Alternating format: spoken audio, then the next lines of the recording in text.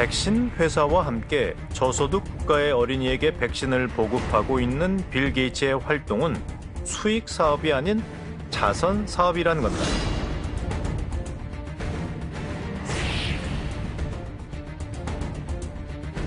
그렇다면 지난해 한 비영리 단체를 통해 2022년 5월에 닥칠 원숭이 두창 바이러스 확산 시나리오를 만든 미국이 바이러스를 퍼뜨리고 있다는 소문의 진실은 뭘까? 이 음모론이 인기를 얻은 가장 큰 이유는 사실은 중국과 미국 간의 국민들 사이에 감정 싸움이 있는 것 같아요. 다들 아시겠지만은 코로나19가 처음으로 발견돼가지고 많이 퍼진 지역이 중국이었잖아요. 중국 사람들 입장에서는 코로나19로 제일 먼저 피해를 보고 제일 고생한 나라 사람들 중에 하나인데 자기들은 어떤 이런 범인이라고 테러리스트처럼 몰아버리니까 되게 분노스럽고 억울한 그런 측면들이 많이 있었을 거거든요. 그러니까 딱 역으로 공격하기에 좋겠다라는 생각을 중국 사람들이 하기 좋은 그런 재료인 거죠. 공식적으로 발표된 문서에서 어떻게 원숭이 두창이라는 이 병이 이렇게 딱 맞아 떨어질 수가 있어. NTI에서 그런 이야기를 발표한 게 작년이거든요. 그럼 사실은 맞다면 준비할 기간을 어느 정도 우리에게 준 거나 다름없어요. 무슨 테러가 이런 테러가 있겠습니까? 만약 고의적으로 했다 그러면. 가짜 정보가 떠돌자 지난 24일 해당 보고서를 만든 비영리 단체 역시 공식 입장을 내놨습니다. 원숭이 두창이 시나리오에 등장한 것도 2022년 5월이 예견된 것도 모두 우연일 뿐 보고서의 치명률과 그 결과는 실제와 전혀 다르다는 겁니다. 의도적인 목적으로 원숭이 두창 바이러스를 보유하고 있다가 사회에 퍼뜨렸다든지 아니면 실수로 퍼뜨렸다라는 거는 거의 불가능하다고 봐요. 그걸 다른 나라에 퍼뜨렸으면 모르겠어요. 그죠? 제3국에. 근데 지금 이해 당사자인 주요 국가에서 G20에 드는 국가들에서 그거를 의도적으로 냈다라는 건 좀 그렇고 그렇게 내기에는 이 병의 치명률이 그렇게 높지 않다고 보죠.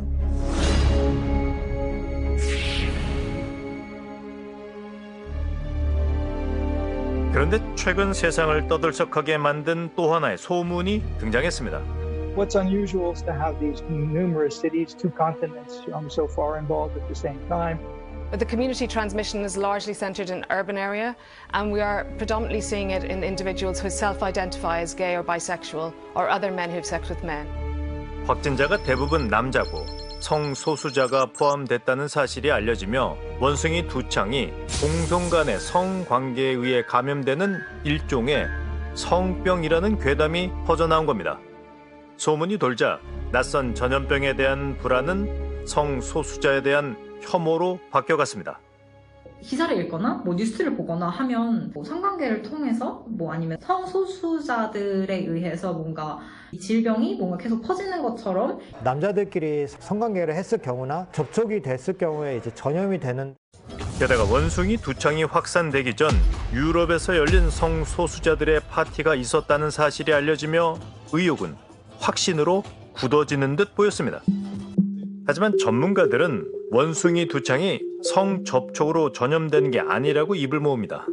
지금까지 알려져 있는 바로는 사람 간의 밀접 접촉, 체액과의 접촉, 호흡기 비말 접촉 이런 거 외에 성접촉에 의한 전파가 알려진 바가 없다. 동성애자끼리 무슨 그런 성접촉에 의해서 가는 성병이 아니고 우연하게 그런 밀접 접촉이 일어나는 동성애자 커뮤니티 안에 바이러스가 들어가고 전파되지 않았을까 추정은 하고 있는데. 스페인 쪽에 사우나 같은 데 좀 밀폐된 데서 오랫동안 얘기하면서 공기가 정체돼 있잖아요. 그러면 침방울들이 서로 왔다 갔다 하겠죠. 그래서 걸린 거라고 봐야지 특별히 어떤 성소수자의 어떤 특별한 행동에 의해서 걸린 건 아니다. 남성 확진자가 많은 건 역시 그저 공교로운 우연이라는 겁니다. 그런데 원숭이 두창을 둘러싼 이 괴담들이 어딘가 익숙하지 않으십니까? 네, 미국에서 아시아계를 겨냥한 증오 범죄가 갈수록 더 잦아지고 있습니다. 지난 2020년 코로나19 바이러스가 중국 우한에서 처음 발생했다고 전해지자 세계 곳곳에선 아시아인 혐오 범죄가 잇따랐습니다. 과거에도 같은 일은 존재했습니다. 19세기 뉴욕에서 콜레라가 퍼졌을 때는 아일랜드 이민자들이, 14세기 흑사병이 창궐했을 때는 유대인이 혐오의 대상이 됐습니다. 아시아인이든 이런 민족이나 인종, 지역적인 원인에 의해서 감염병이 확산되는 건 분명히 아니거든요. 그럼에도 불구하고 사람들의 혐오 반응은 그런 과학적 원인에 근거하는 게 아니라 작은 가능성만 있어도 일단 자신의 안전을 위해서 상황을 회피하고 좀 멀리하려고 하는 심리적 반응을 유발하게 되니까 감염병은 한번 걸리게 되면 크게 위험하거든요. 건강도 잃을 수 있고 심지어 죽을 수도 있기 때문에 작은 가능성만 있으면 일단 피하고 보는 게 낫지 않겠냐라고 하는 식의 집단적인 반응이 생기게 되고 비이성적인 혐오와 차별 반응이 빠른 속도로 확산되게 되는 그런 결과를 가지고 오게 됩니다. 전문가는 근거 없는 차별과 혐오가 사회 전체에 부정적인 영향을 준다고 지적합니다. 차별하고 혐오는요, 각 개인한테 은폐와 침묵 반응으로 이어지게 됩니다. 즉 내가 코로나에 걸렸다고 하는 사실이 코로나 유행 초기에는 사람들이 자신이 코로나에 감염이 되거나 코로나 감염자와 접촉을 했다는 사실을 은폐하고 숨기는 그런 행동으로 나타났어요. 혹시 다 이렇게 은폐와 침묵을 하게 되면 그러면 방역이 실패할 수밖에 없죠.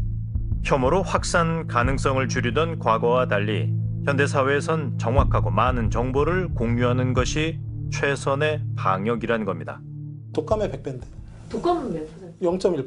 그래서 지금 우리가 뭐 코로나19 관리를 독감과 같이 관리하면 최선이라고 하는데 독감이 뭐 한 해에 보통 수천 명 정도가 죽거든요. 이걸 알게 모르게. 대규모 유행을 할 뭐 가능성이 뭐 높지는 않다라고 할지라도 이게 걸린 사람에게 있어서는 좀 목숨이 왔다 갔다 할 수 있는 그런 감염병이기 때문에 국내 유입을 최대한도로 막는 것도 굉장히 중요하고 또 혹시 들어왔을 때에 백신과 치료제 구비하는 것도 굉장히 그런 중요한 상황이라고 볼 수 있기 때문에 전문가는 원숭이 두창이 치명률이 낮은 전염병은 아니지만 전염성이 높지 않아 팬데믹으로까지는 이어지지 않을 거라고 예측합니다.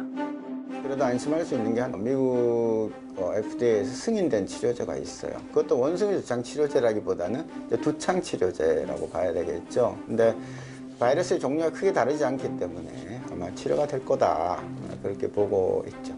현재까지 국내 발생 사례는 없으나 질병관리청은 2016년에 원숭이 두창에 대한 검사 체계를 이미 구축하였으며 국내 발생에 대비해서 전국 시도 보건환경연구원에서의 검사 확대도 검토하고 있습니다. 2022년 5월 세상을 발칵 뒤집어 놓은 원숭이 두창. 세계보건기구에서는 원숭이 두창에 대한 예방 백신과 치료제가 이미 존재한다고 밝혔습니다. 그렇다면 새로운 전염병이 나타날 때마다 일파만파 번지는 의혹과 괴담에 관한 예방 백신과 치료제는 대체 뭘까요? 그 답을 우린 이미 알고 있을지도 모릅니다.